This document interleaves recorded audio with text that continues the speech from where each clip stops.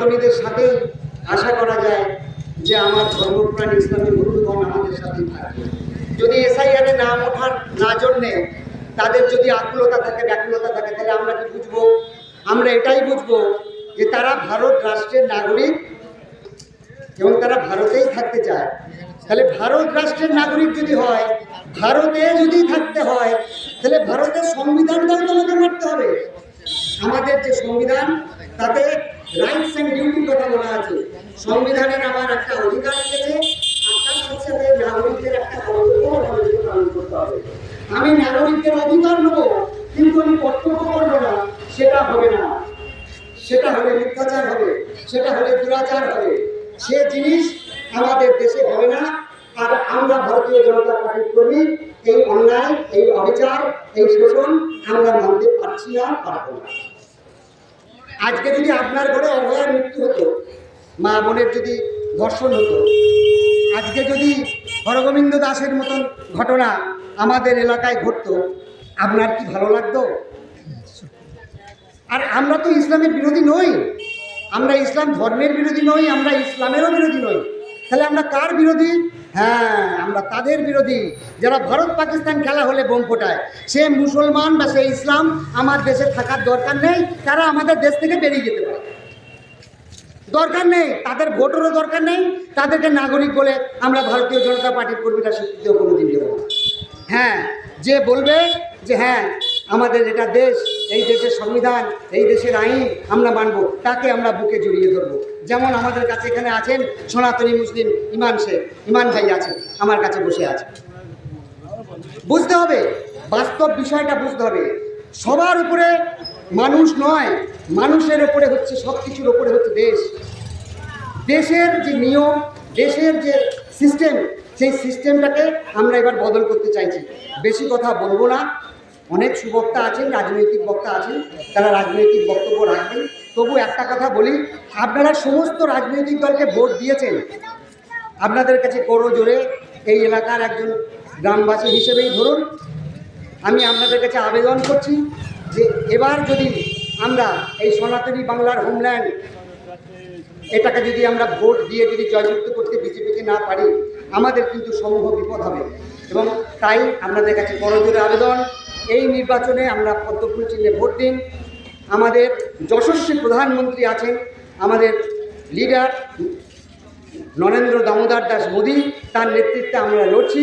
এবং আগামী দিনে আমরা এই রাজ্যকে ক্ষমতা পেলে আমরা কীভাবে এই রাজ্যটাকে নতুনভাবে গড়ব, সে সংক্রান্ত বিষয়েও আমার পরবর্তী বক্তা বলবেন। ভারত মাতা কি জয়, বন্দে মাতরম।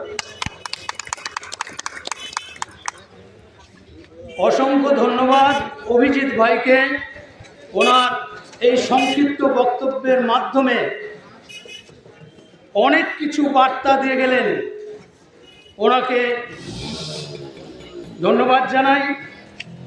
এরপর আপনাদের আরেকজন সুবক্তা, আমাদের সংখ্যালঘু সেলের, আমাদের বর্ধমান পূর্ব সাংগঠনিক কাটোয়া জেলার একজন বরিষ্ঠ নেতৃত্ব, মাননীয় ইমান আলী শেখ মহাশয়কে ওনার মূল্যবান বক্তব্য রাখার জন্য আমি অনুরোধ করছি।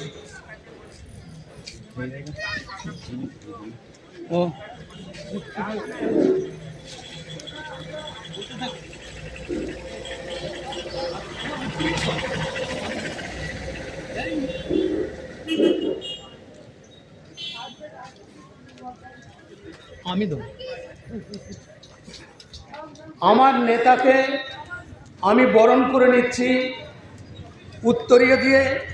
এর পাশাপাশি তার যারা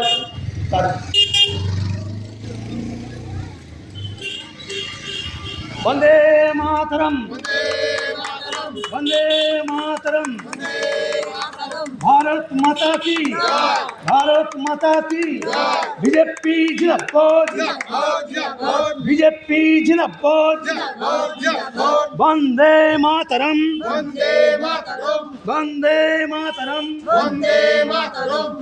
भारत माता की।